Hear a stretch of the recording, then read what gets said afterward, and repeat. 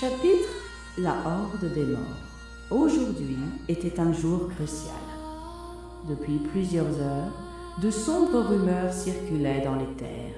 Les habitants parlaient d'une immense horde de squelettes traversant les plaines, massacrant tout sur leur passage. Leur destination ne semblait faire aucun doute, le manoir de Lucie.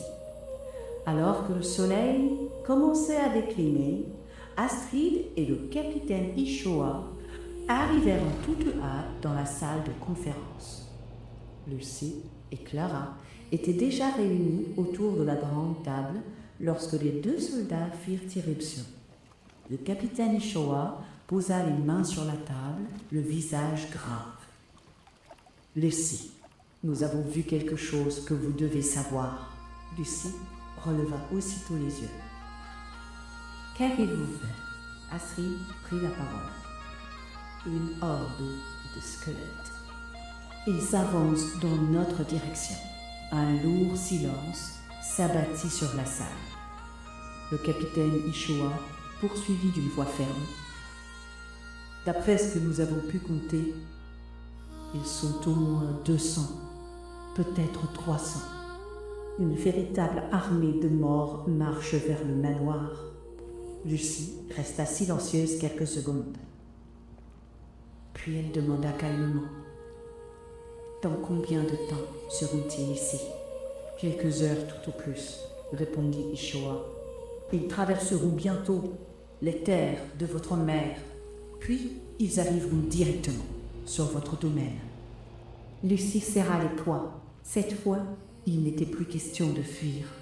Cette fois, ils allaient devoir défendre leur maison. Elle se leva lentement, releva la tête et balaya l'assemblée du regard. « Alors, nous allons nous préparer. » Sa voix devint plus forte.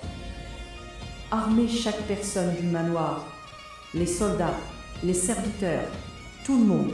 Je veux une armure et un casque pour chacun. Distribuez les armes et préparez les réserves. » Personne ne répondit. Tous avaient compris la gravité de la situation. Une armée de morts-vivants approchait. Lucie regarda Astrid et le capitaine Ishoa. « Nous ne savons pas combien ils seront lorsqu'ils arriveront, mais peu importe leur nombre.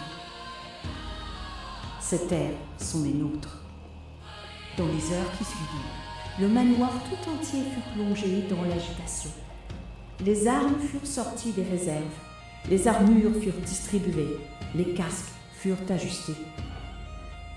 Les serviteurs eux-mêmes furent équipés, certains tenant une épée pour la toute première fois. Dans la cour, chacun prit sa position. Au loin, derrière les collines, une étrange brume noire commença à s'élever. Puis un bruit sourd résonna dans la plaine. Des centaines de pas longs, réguliers, inexorables. Les morts arrivaient. Lucie s'avança jusqu'aux portes du manoir. Astrid se plaça à ses côtés. Le capitaine Ishoa dégaina son épée. Clara rejoignit Lucie, prête à combattre. Pendant quelques secondes, personne ne parla. Les lourdes portes s'ouvrirent lentement. Face à eux se dressait une immense armée de squelettes. Des centaines de silhouettes osseuses avançaient dans la plaine, leurs armes levées vers le ciel. Lucie observa la horde, puis elle dégaina son arme. Son regard se durcit, et d'une voix puissante, elle lança « Nous survivons à cette guerre.